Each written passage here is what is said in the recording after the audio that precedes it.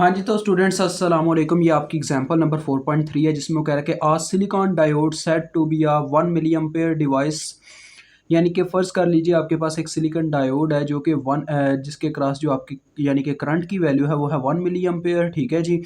जो कि डिस्प्ले करता है फॉरवर्ड वोल्टेज ऑफ 0.7 वोल्ट। ये अपने वोल्टेज के बारे में बात कर रहा है। तो सबसे पहले नंबर पे ये हमें आईडी की वैल्यू दे रहा है, ठीक है। स्मॉल आईडी जो हमने प्रीवियस में अभी फार्मूला पढ़ा है, terminal characteristics of junction diode में उसकी बात हो रही है, उस करंट की जो उस फार्मूले में थी। कितनी है जी? 1 मिली एम्पेयर एट लिखेंगे, ठीक है जी।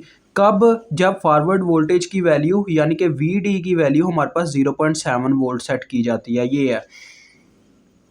तो बच्चों आगे भी उसने यही लिखा हुआ है, देखें at a current of 1 milli ampere, यानी कि एक ही बात है। अगर वी इतने सेट करो तो करंट इतनी मिलेगी, करंट इतनी सेट करो तो वी इतने मिलेंगे, बात वही है, ठीक है। इससे परेशान नहीं होना। Evaluate the junction scaling current I S की वैल्यू वो कह रहा है इवेल्युएट कीजिए, फाइंड आउट कीजिए। अब मैं आपको एक बात क्लियर करना चाहूँगा। मैंने थोड़ी देर पहले एक ग्रुप में बात की है, हमारा एक व्हाट्सअप ग्रुप है। जिन बच्चों को कोई प्रॉब्लम आती है वो उसको ज्वाइन करके वहाँ पे अपनी प्रॉब्लम बता सकते हैं। कि कोई भी ऐसा लेक्चर जो आपको इंग्लिश में चाहिए तो वो आप बता सकते हैं। बिकॉज़ मुझे बहुत इस चीज़ पे यार बताते हुए गर्व हो रहा है कि यूट्यूब काफ़ी वर्क कर रहा है आप सबके लिए।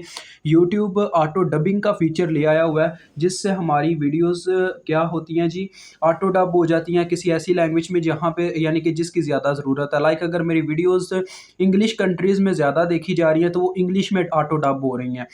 तो वो फ़ीचर बहुत अच्छी तरीके से वर्क कर रहा है। मैं इस चीज़ के लिए यूट्यूब का शुक्रिया अदा करना चाहता हूँ, क्योंकि अगर किसी को शुक्रिया कहना तो सबके सामने कहना चाहिए ताकि उसकी हौसला अफ़ज़ाई हो। यूट्यूब बहुत अच्छा वर्क कर रहा है। अब मेन बात की तरफ आते हैं। आईएस को हमने असल में मालूम करना है, जैसे कि वो कह रहा है इवैल्यूएट कीजिए, मालूम कीजिए। तो हमने बच्चों अभी यहाँ पे मैं लिख देता हूँ IS is equal to question mark, ठीक है जी। नेक्स्ट क्वेश्चन को हम बाद में पढ़ते हैं, पहले आईएस को कैलकुलेट कर लेते हैं, क्योंकि नेक्स्ट क्वेश्चन भी इसी से मिलता जुलता ही है। नेक्स्ट जो उसने आगे क्वेश्चन किया हमसे। तो बच्चों देखो आईएस इस सबसे पहले नंबर पे तो हमने जो डायोड करंट का फार्मूला पढ़ा था, diode current is equal to saturation current, साथ में ई की power V D over thermal voltage V T. और आपको पता है ये असल में ना फार्मूला तो असल में ये है हमारे पास इनटू ऐसे -1, ये असल फार्मूला है। लेकिन इसको अप्रॉक्सीमेटली हम ये कंसिडर करते हैं कि ये अप्रॉक्सीमेटली ये हमारे पास इसके बराबर होता है। अप्रॉक्सीमेशन का साइन लगा के ये कहा जाता है कि आई एस यानी कि -1 को इग्नोर कर दिया जाता है और कहा जाता है इसमें सिर्फ ई की पावर वी डी और वी टी है। तो इसको इग्नोर करने के बाद कहते हैं हम लाइक ये फॉरवर्ड बायस्ड रीजन में ये तकरीबन यही होता है, हम ये कहते हैं। ये आपको स्टडी करवाया था मैंने। तो नेक्स्ट आगे भी हम अभी सबको टेस्ट करेंगे कि रिवर्स बायस्ड रीजन में क्या होगा, वो सारी वीडियोस अभी आपको मिलेंगी, ठीक है जी। तो अब हम ना यहाँ पे आईएस का बच्चों फार्मूला बनाना चाहते हैं। तो ये देखें नेक्स्ट स्टेप में क्या होगा जी, आईएस इधर ही रह जाएगी और आईडी के बटे में चले जाएगा ये एक्सपोनेंशियल। तो देखें आईडी के बटे में है एक्सपोनेंशियल, इसके बटे में। तो यार आपको कुछ चीज़ समझाना चाहूँगा। देखें 1 आवर यानी कि ऊपर कोई चीज़ लिखी हुई है, नीचे 2 की पावर यानी कि 2 एक कांस्टेंट है जिसकी पावर 2 है, ऐसे वो बटे में है उसके। तो आपको पता है मैथ ये कहता है कि अगर आप इस वेरिएबल को उठा के ऊपर लेके जाना चाहते हो तो क्या होगा, जब ये 2 की पावर 2 ऊपर जाएगी तो ये ऊपर जाके हो जाएगी 2 की पावर -2। यानी कि हम उसको डिनोमिनेटर से नॉमिनेटर में लिख सकते हैं, बस उसकी पावर का साइन चेंज करना होगा। इसी तरह से देखें आईडी के बटे में आया हुआ था ई की पावर वी डी और वी टी, ठीक है जी। जिसको जब हमने डिनोमिनेटर से नॉमिनेटर में यानी ऊपर लिखने की कोशिश की तो उसका साइन चेंज हो गया, यानी कि वी डी के साथ ऐसे माइनस का एक साइन आ गया छोटा सा, ठीक है जी। बस ये कंसेप्ट है यहाँ पे और कुछ भी नहीं है। अब वैल्यूज पुट कर दें। देखें I S is equal to I D की कितनी वैल्यू है जी, 1 मिली। ये देखें ये आ गया 1 मिली ई की पावर माइनस वी डी और V T, minus V D कितने हैं 0.7। और थर्मल वोल्टेज मैंने आपको बताया था ये रूम टेम्परेचर पे असल में ना अभी बात करें, जब कभी मेंशन ना हो कि टेम्परेचर कितना तो आप समझ लें वो रूम टेम्परेचर की बात करो। रूम टेम्परेचर पे मैंने आपको बताया था थर्मल वोल्टेज की वैल्यू होती है 25 मिली।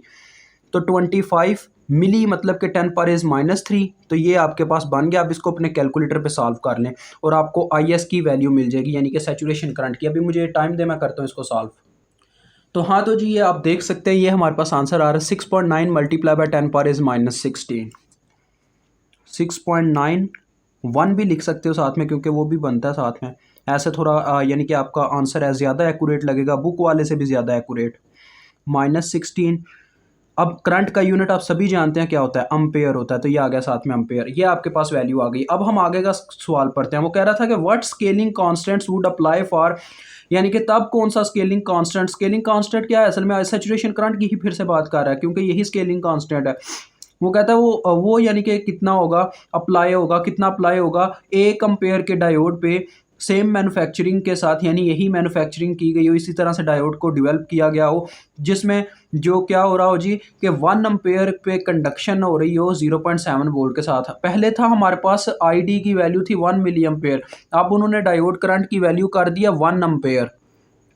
ये इसको मैं ए जूस कह लेता हूँ, ठीक है जी, इस क्वेश्चन का ए जूस यानी ए पार्ट एक हिस्सा, और ये बी जूस यानी कि उसका दूसरा हिस्सा। तो अब उसने आई डी को कर दिया बच्चों 1 एम्पेयर, और वोल्टेज की वैल्यू उसने वही रखी है। देखें वी डी की वैल्यू सेम रही है, V D is equal to हमारे पास रहे हैं 0.7 वोल्ट, वहाँ पे भी पहले यही थे। अब फिर से आई एस को ही कैलकुलेट करना, फार्मूला आपने डेवलप किया हुआ है, दोबारा से कोई पूरी यानी कि ऐसे क्या नाम है इसकी डेरिवेशन करके दिखाने की ज़रूरत नहीं है, डायरेक्ट आई एस का फार्मूला अप्लाई करें। I S into I D की वैल्यू जो कि 1 है, आगे ई की पावर था minus V D over V T, minus V D की कितनी वैल्यू है 0.7, टेम्परेचर अभी भी सेम ही है, तो लिहाजा टेम्परेचर सेम है तो थर्मल वोल्टेज भी सेम हो गए, 25 मल्टीप्लाई बाय 10⁻³ तो अब इसको कैलकुलेट कर लेते हैं कैलकुलेटर पे। अब बच्चों ये कैलकुलेट करना काफ़ी सिंपल है, जो आपने पहले कैलकुलेशन की है ना, उसमें से ये 10⁻³ की जगह बस 1 आपने लिखना है, क्योंकि अंदर वाला सारा हिस्सा सेम है। तो ये मैंने 10 को 1 कर दिया, ठीक है जी। इसके इर्द गिर्द ब्रैकेट लगाओ या ना लगाओ यार, 1 किसी भी चीज़ से मल्टीप्लाई हो उसका कोई इफेक्ट नहीं होता, वो एज इट एज रहती है। तो ये आ रही है 6.91 मल्टीप्लाई बाय 10⁻⁻13 10⁻⁻13 अम्पेयर। ठीक हो गया जी। यानी इससे यार साबित होता है, जैसे कि हम मैथ को कहते हैं कि ये आपस में दोनों हैं डायरेक्टली रिलेशन, इनका डायरेक्ट प्रोपोर्शनल है, ठीक है जी, यानी कि इनका आपस में डायरेक्ट रिलेशन है। जितना आप डायोड की करंट को बढ़ाओगे उतनी सैचुरेशन करंट बढ़ेगी, या आप ये कह सकते हो जितनी आप सैचुरेशन करंट को ज़्यादा इंक्रीज़ करोगे उतना डायोड ज़्यादा कंडक्ट करेगा, ज़्यादा करंट उसमें फ्लो करेगा। तो देखें जब करंट डायोड की आई 1 मिली एम्पेयर तो सैचुरेशन करंट भी कम आई, क्योंकि 10⁻⁻16 ये छोटी वैल्यू है इसकी निस्बत। और जब आपने डायोड करंट को यानी देखा कि वो ज़्यादा कंडक्ट कर रहा है, 1 एम्पेयर तक करंट को फ्लो होने दे रहा है, तो लिहाजा सैचुरेशन करंट की भी वैल्यू फिर उतने गुना ज़्यादा आई, ठीक है। तो ये सारा कंसेप्ट है, यहाँ पे आपका ये क्वेश्चन सॉल्व होता है। अभी मुझे इजाज़त दें, खुदा हाफिज़।